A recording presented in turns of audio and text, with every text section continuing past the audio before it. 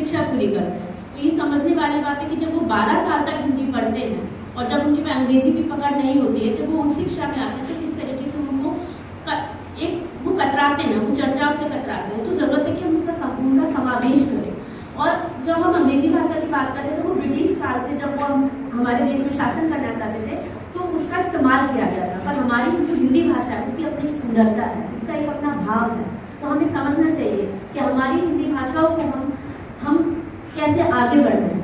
आज हम देखते हैं कि आज हिंदी की जो वैज्ञानिक शोध पत्रिकाएं हैं 350 ऐसे अंग्रेजी की तुलना में कम है। इस पे काम होना, पर हमें जरूरत है कि हम इस पे और आगे ध्यान दिया जाए। और हम देखते हैं कि विज्ञान की अगर हम जब बात करें तो हर एक आम जन हर दिन उस विज्ञान से जुड़ा है। हमारे हर दिन का हिस्सा है विज्ञान। अगर वो विज्ञान के बारे में समझना चाहता है, जानना चाहता है, अगर वो अंग्रेजी में होगा जो उसकी मातृभाषा नहीं है, तो उसके बारे में कैसे आगे बढ़ पाएगा, कैसे अपनी जिंदगी में सुधार ला पाएगा।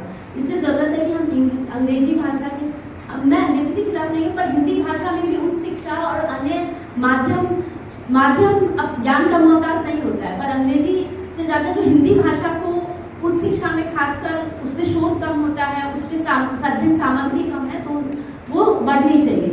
और खासकर अनुवाद होना चाहिए, ताकि अनुवाद से क्या होगा कि हम बाकी क्षेत्र के साहित्य से भी जुड़ पाएंगे। जैसे दक्षिण में जो साहित्य हुआ है, दक्षिण में जो शोध हुआ है, अगर वो हिंदी में अवेलेबल हो तो उत्तर भारत के छात्र भी वो पढ़ पाएंगे और वो भी पढ़ पाएंगे। तो हमें किस तरीके से संचार सेतु विकसित करने की जरूरत है, तालमेल बिठाने की जरूरत है, अनुवाद को ज्यादा से ज्यादा करने की जरूरत है, ताकि नॉर्थ ईस्ट से लेके गुजरात तक, कन्याकुमारी से लेके हमारे जम्मू कश्मीर तक एक संचार सेतु विकसित हो, ताकि हमारा जो ज्ञान है वो सभी तक पहुंच पाए। विज्ञान, तकनीक, आज हम देख रहे हैं किस तरीके से तकनीक हमारे दिनचर्या का हिस्सा बन गया है, तो उसको हम आगे बढ़ा पाए। आज 1993 में तीसरा हिंदी सम्मेलन हुआ था, जिसमें कंप्यूटर में हिंदी पर अध्ययन किया गया था। तो वो पॉसिबल है, संभावनाएं हैं, संभावनाओं को हमें आगे बढ़ाना होगा ताकि हम समावेश कर पाएं और हर वर्ग, हर समुदाय के लोगों को एक संचार सेतु के माध्यम से, हिंदी की सुंदरता और भाव के माध्यम से एक साथ ला पाए। धन्यवाद।